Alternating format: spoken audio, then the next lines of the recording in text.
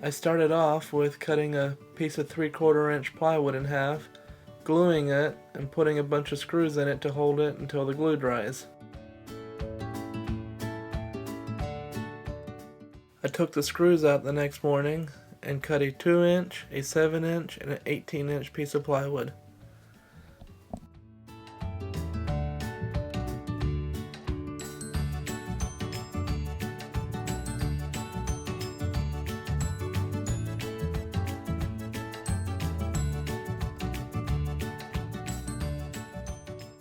Well, to know where to attach the table, we first have to flip this saw to the in rip position. That's where the blade's on the inside.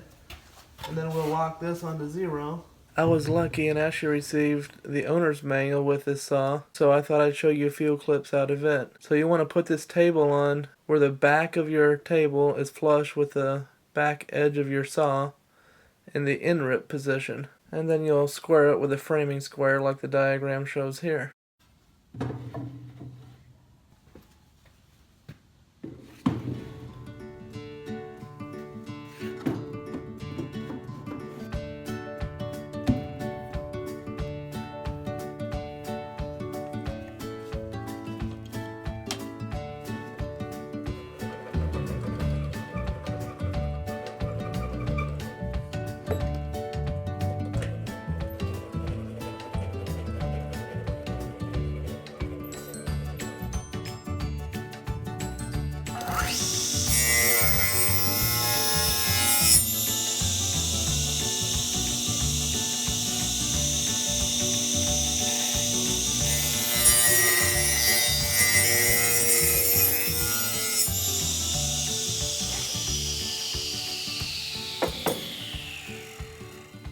Well, here's the finished product.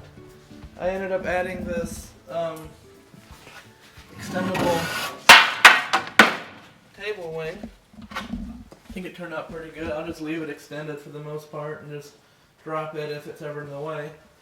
But you got plenty of support going that way, of course. But just, pretty short on this side, so I think that'll work good.